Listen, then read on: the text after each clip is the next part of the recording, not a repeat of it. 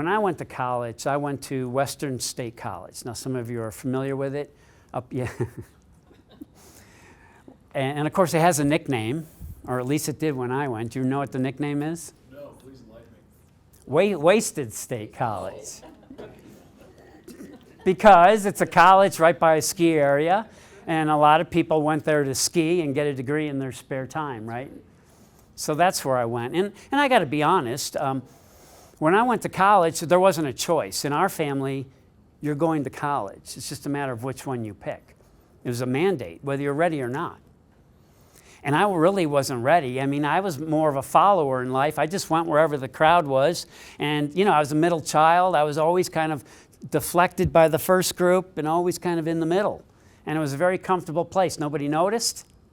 If I was on Survivor, the TV show Survivor, I think I'd do pretty well because I'd be under the radar up until like the last 3 weeks. And they're like, oh, I didn't know you were on the show. That would be me. So the one thing I did do, though, is I played soccer. And ironically, a lot of my soccer buddies went to Western State. And of course, we went there and we wanted to play soccer, we wanted to drink beer, we wanted to meet women, and we only met 2 out of 3 of those objectives. And, but I was just following. And here's an example of what my first 2 years were like. This was an evening. We'd end up in one of the guys' dorm rooms, eating Ritz crackers and watching Johnny Carson.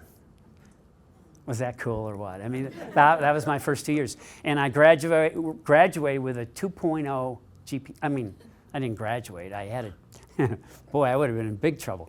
I had a 2.0 GPA at the end of my sophomore year. So that was me.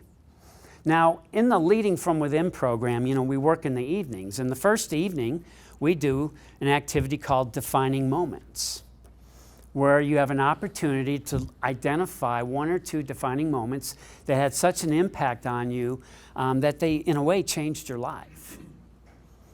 I actually had a defining moment between my sophomore and junior year. The women's soccer team, the 3 captains, approached me at the end of my sophomore year and asked if I would be their head coach the next year, junior year. And I remember laughing, thinking I was set up. Like there's either somebody behind me or it was a joke or I was number 7 on the list and the first 6 said no. Because I wasn't a leader. I mean, I was a decent soccer player, but, coach? And so out of embarrassment, I said yes because I didn't know what to say. And then here's kind of where the defining moment kicked in, is that night, I remember like it was yesterday, I'm in the shower, I'm looking up at the water on my face, and these words popped out of my mouth. What do they see in me that I don't? And that, for me, was a defining moment because then I had a choice to make. It took somebody else to see leadership abilities in me because I wasn't looking for them. I wanted the comfortable route. So I want to tell you what the next 2 years were like at Western State. I really liked coaching. I mean, once I bought into it, I not only liked it, but I started coaching the men's team. Then I became a writer for the newspaper. Then I started a psychology and sociology club. Then I became a peer advisor for all the new freshmen.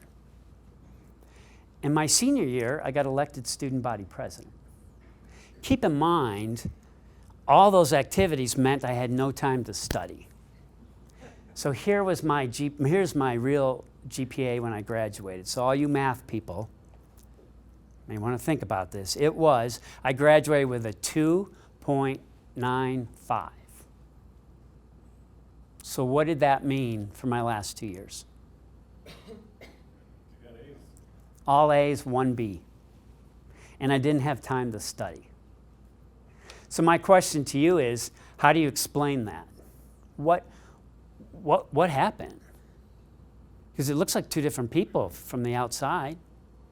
How would you explain it?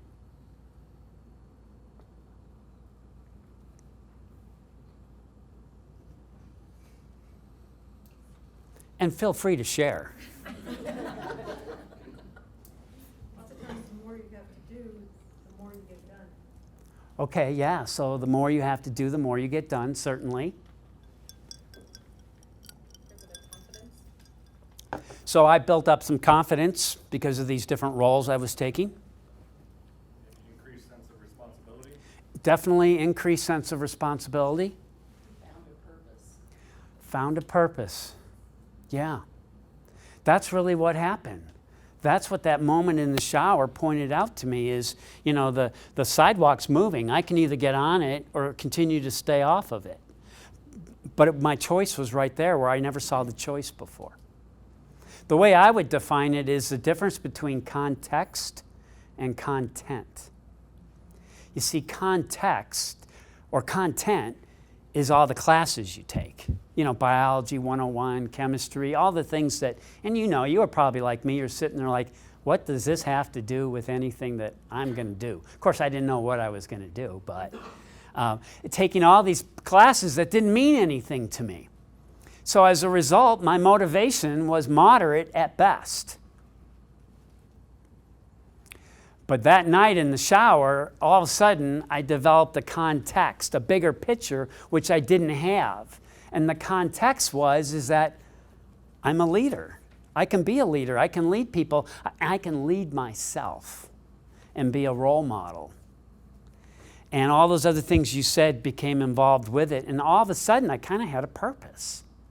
And so the next 2 years, I didn't wait to see who the easy professors were.